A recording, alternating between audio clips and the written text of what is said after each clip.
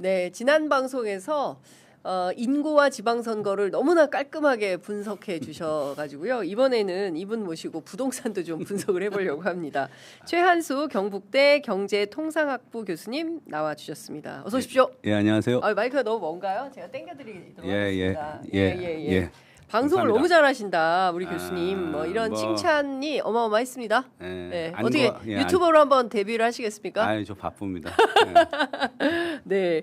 어제 김용범 정책실장이 관훈 클럽 토론에 초청되어서 그 뭐 닥치고 공급 부동산 관련해서 닥치고 공급이라는 표현을 쓰셔가지고 모든 언론이 닥치고 공급으로 그래요? 예전에 닥치고 정치라는 책을 우리 김어준 딴지일보 총수가 책을 낸 적이 있었는데 이제 닥치고 공급이라는 표현을 썼습니다. 그 뭐 여러 가지 인상적인 이야기들이 많이 이제 녹여져 있어서 그 하나하나 여쭤보려고 하는데요. 일단 보셨어요? 어제 관훈 클럽 토론? 요약만, 요약만. 기사만, 예. 보도만 봤습니다. 전반적인 취지는 어떠한 것으로 이해하고 계십니까? 정부가 어떻게 하겠다 경제 정책을? 그러니까 부동산 부분만 제가 기사를 봐서요. 다른 건 제가 못 봤고. 네. 일단 뭐 상황 진단은 뭐 당연히 정확할 거라고 믿습니다. 왜냐하면 뭐 가장 많은 정보를 갖고 있는 본인이실 테니까. 예. 그리고 사실은 이 부동산 시장 상황이 네. 뭐 선거 기간에 잠복해 있었지만 사실 이재명 정부 초기부터 많은 사람들이 우려했던 건데 가장 큰 이유는 제가 뭐 계속 말씀드리지만 그러니까 부동산은 사이클이 있거든요. 시장은. 근데 오늘 공급 부족은 사실은 뭐 몇 년 전에 누군가의 의사결정 때문이에요. 네. 그러니까 정확히 말씀드리면 이제 윤석열 정부 들어와서 공급 관련한 모든 지표, 제일 중요한 이제 인허가 지표가 줄었고 사실 그 정보는 뭐 누구나 다 알고 있는 정보이기 때문에 추산을 하면 그러면 한 2, 3년 뒤에는 서울에 공급이 없겠구나. 뭐 그렇게 예측하면 지금 가격이 오르기 시작하면 사야겠구나 이런 건 누구나 예측할 수 있었거든요. 네. 그래서 시장이 이게 들썩들썩한 건데 사실은 이제 많은 사람들이 걱정했죠. 지방선거 전에 사실 이거 한번 터질 거다. 그래서 저도 되게 관심 있게 봤는데 네. 뭐 여러 가지 이유 하여튼간 다시 지방선거 기간은 오히려 좀 조용했어요. 그렇죠.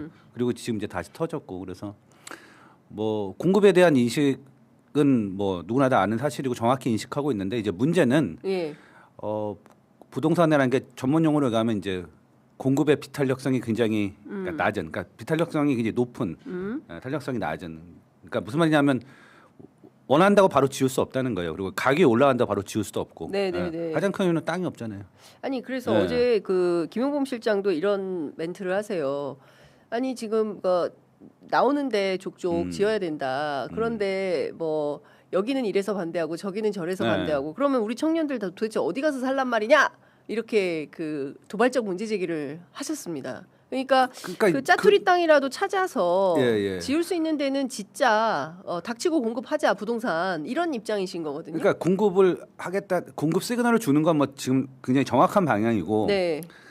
근데 이제 이게 사실은 이제 또 정치적, 그러니까 부동산 정책은 대부분 다 정치적 정책이에요. 제가 보기엔 세대가 맞물려 있고 또 세법이 맞물려 있기 때문에. 근데 이제 그 얘기는 옛날부터 했거든요, 사람들이. 근데 문제는 이제 짜투리 땅 정도의 집을 지어서 뭐 그것도 필요하지만 그게 몇 년 안에 되는 문제가 아니거든요.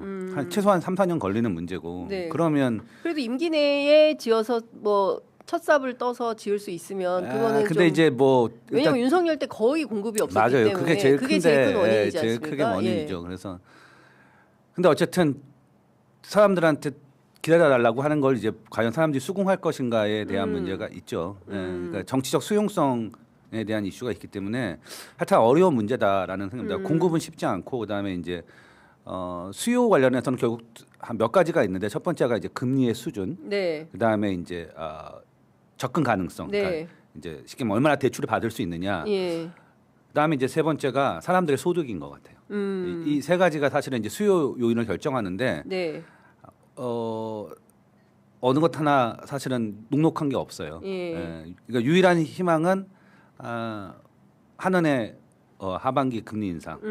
그 어느 정도 할 거냐 이게 있고 사실 금융은 거의 쥐어짤 만큼 쥐어짰거든 제가 보기엔. 실제로 주담대 잔액 자체는 뭐 지금이 최대지만 그 중에 정책금융이라고 할 수 있는 건 굉장히 많이 줄었어요. 혹시 그 데이터가 있는지 모르겠는데 제가 그러니까 일단은 이거 봅시다. 첫 번째 그 교수님께서 가져오신 데이터는 이거는 이제 거래는 줄었는데 그 집값은 올랐다. 보여주시면 좋을 것 같은데 2014년부터 데이터가 나온 것 같아요. 그 도표를 좀 그러니까 이게 보면 진짜 와, 어마어마하게 올랐네요. 이런 우상향하는 어떤 자산 가격을 보는 게 되게 드문 일인데 구체로 보면 이제 5억에서 박근혜 정부 초기 출범에 5억 정도에서 지금 이제 15억 7천이거든요.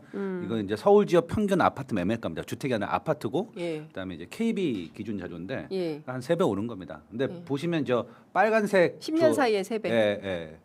그다음에 저 점선은 뭐냐면 그 각 정부 동안 평균 매매 거래량. 그래 보면 박근혜 정부 때가 제일 많았고 문재인 정부가 사실 막 공급이 줄었다 했는데 사실 거래량을 보면 이제 줄긴 했습니다만 윤석열 정부 때는 이제 거의 바닥이었죠. 그러네요. 그 다음에 이제 이재명 정부는 그 중간 어딘가에 있고, 그러니까 이제 사람들이 약간 여기 일반인하고 정책 당국자하고의 괴리가 있는데 또 연구자하고 부동산을 볼 때 두 가지를 보거든요. 사람들은 첫 번째 제일 중요한 건 가격이죠. 근데 사실 더 중요한 건 거래량이에요. 거래량이 어느 정도 받쳐주면 시장이 움직여서 불만이 좀 덜합니다. 근데 문재인 정부 때 어떤 일이 발생했냐면 거래량은 줄고 가격이 상승하는 가장 안 좋은 조합이 발생했습니다. 그러니까 이제 그거를 막아야 된다는 불안함이 있어요. 그러니까 그게 재현될 거라는 불안함이 확실히 있고. 문재인 정부 때처럼 거래는 줄고. 근데 그러니까 뭐냐면 규제를 더 세게 해서 거래량을 주는데, 그런데 가격이 안 잡히는. 특히 이제 문재인 정부 때 제가 많이 얘기하는 건데, 문재인 정부 기간 동안 이제 집값이 한 2배쯤 올랐어요. 서울 평균 아파트 값이. 그걸 이렇게 나눠서 보면 코로나 이전과 이후, 2020년 이전과 이후를 보면은. 그 상승 비율이 코로나 이전이 한 3년쯤 돼요. 왜냐면 2020년에 코로나가 시작됐으니까. 근데 3년 동안 한 4 정도 올랐어요.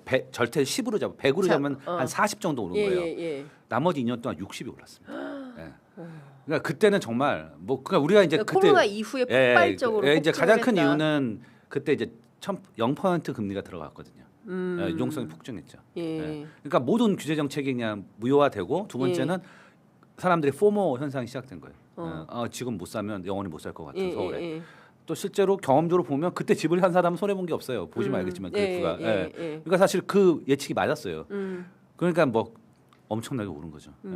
그거에 재현을 사람들이 두려워하는 것 같아요. 한번 경험을 했잖아요. 특히 민주당 쪽은. 그러니까요. 그걸 막아야 되기 때문에. 자, 그러면 사실 이제 이 매매도 그렇지만 또 하나는 이제 전월세 시장 문제인 것 같아요. 그러니까 최근에 제가 어떤 얘기를 들었냐면 이재명 정부에서는 노도강 계급을 만들었다. 그러니까 대출을 규제했기 때문에 6억 이상 대출을 받아서 나는 강남 가고 싶어. 뭐 이런 사람들도 있을 텐데 그 묶여가지고 노도강에서 사는 사람들은 노도강을 탈출할 수 없게 만들어버린 거다. 대출 규제로. 그렇죠. 이런 주장을 합니다. 그래서 그게 상당한 불만을. 그건 뭐 당연히 그러니까 모든 금융 규제는 사실은 되게 즉각적이에요. 세금은 이제 낼 때 화가 나는 거지만 금융은 이제 항상 막혀 있으니까 이거 세금은 딱 정해진 시점이 있잖아요. 뭐.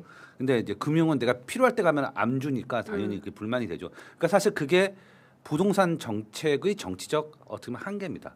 가장 강한 부동산 정책을 왜 못 펼치냐? 선거에서 그렇게 하면 선거에서 지기 때문이에요. 아주 제가 맨날 주장하는 건데 그래서 그 전월세 그래프 한번 보여주실래요? 전월세 그래프. 이 그림을 저도 이제 만들어 그 다음 거. 서울 아파트 시장의 전세 및 월세 거래고 이게 어떻게 보시면 되냐면은 평균 거래량을 100으로 놓고 이 2020년 이전의 평균 전세 월세 거래 서울의 아파트입니다. 이것도 역시 그걸 100으로 놓고 이제 언제 한번 이게 우리 임대차 시장이 한번 뜨네요. 했던 게 바로 이 임대차 3법. 이것도 역시 문재인 정부 때. 문재인 정부 2020년에서 기억하실 22년 사이. 그렇죠. 그때 막 전세값 오르니까 사실 저는 이제 최악의 수라고 생각하는데 결과적으로 시민단체가 주도했던 거 아닙니까? 임대차 3법? 참여 뭐 연대가 왜였는지 우리 서로 아시죠? 그래서 하여튼간 그랬죠. 근데 이제 보시면 이 그래프로 한번 다시 한번 보여드리면 제가 설명을 드리면 저 파란 게 전세거든요. 그러니까 사실 뭐냐면 월세가 많이 는 거는 사실인데 그거 많이 늘었죠. 요거는 사실은 최근 현상은 아니고 저도 이제 데이터 보면서 알게 된 사실인데 이 임대차 3법 이후에 발생하는 현상입니다. 두 가지가 있는데요. 첫 번째는 금리입니다. 금리가 떨어지면 전세를 사람들이 그러니까 집주인이 전세 자금을 받아가지고 돌리는데 메리트가 떨어지잖아요. 예, 그렇죠. 그러니까 이제 월세를 선호하게 됩니다. 그래서 집주인이. 그래서 뭐 흔히 말하는 이제 반전세 뭐 이런 식의 그게 하나 있었고요. 예. 두 번째는 그냥 매물이 주는 거죠. 그러니까 그 임대차 보호법 때는 그 두 개가 동시에 시작된 거예요. 그때가 0% 금리가 막 시작했고, 네. 그 다음에 전세가 잠겼잖아요. 네. 그러니까 이제 월세로 사람들이 빠진 거죠. 근데 최근에 이제 왜 다시 그런 현상이 발생하고 있냐? 가장 큰 이유는 네. 이제 최근에 주택 규제가 결국은 실거주 하라는 거잖아요. 일가구. 그러다 보면 자연스럽게 전세는 줄게 돼 있어요. 네. 그리고 또 하나가 서울에 최근에 분양 물량이 없습니다. 분양 물량이 나와야 전세가 나오는 거거든요. 네, 네. 그러니까 그 두 개가 겹치니까 예. 사실은 다시 전세량 자체가 절대로 준 건 아닌데 어쨌든 하락 추세고 월세는 빠르게 늘죠. 그렇죠. 이게 이제 사람이 흔히 말하는 주거비 부담으로 사람들이 체감하게 되는 예. 거죠. 예전 문재인 정부 때 그 김현미 장관이 네. 그 집이 빵이라면 매일 네, 찍어내고 밤새워서, 싶다. 밤새워서 찍어내고 밤새워서가 싶다. 핵심입니다. 네, 밤새워서. 밤새워서 찍어내고 네. 싶다. 이제 이런 얘기를 했었는데 지금 말씀해주신 대로 오늘부터 땅 파서 짓기 시작해도 집 짓는데 최소 한 3년. 네. 네. 그리고 뭐 그러니까 여러 가지 예. 이해관계 갈등 조정하는데 네. 또. 그러니까 몇 년. 서울은 특히 걸려요. 왜냐하면은 그렇죠. 대규모 단지를 만들지 않으면, 그러니까 신규 부지를 만들지 않으면 기존의 재건축 재개발은 네. 이건 제가 말씀드리는데 재건축은 공급 효과가 사실 거의 없어요. 재건축은. 그러니까 두 가지 이유인데 첫 예. 번째는 옛날에 지은 아파트는 저층 저밀도였으니까 네. 재건축을 하면 신규 물량 공급 효과가 있죠. 근데 최근 서울은 다 고층이잖아요. 네. 예. 이제 목동 같은데. 그러니까 이제 그런 거 조금 있는 거죠. 예. 그러니까 옛날에 이제 그 대표적인 재건축 단지의 공급 효과가 이제 반포였던 그쵸. 건데 이제 지금은 그런 데가 별로 없어요. 그러다 보니 재건축은 결국은 뭐냐면 고층이 계속 고층을 짓는 거라 공급 효과가 제한적입니다. 순증 효과가. 그렇죠. 두 번째는 그 재건축 기간 동안 전세난이 일어나잖아요. 대규모를 질수록. 그렇죠.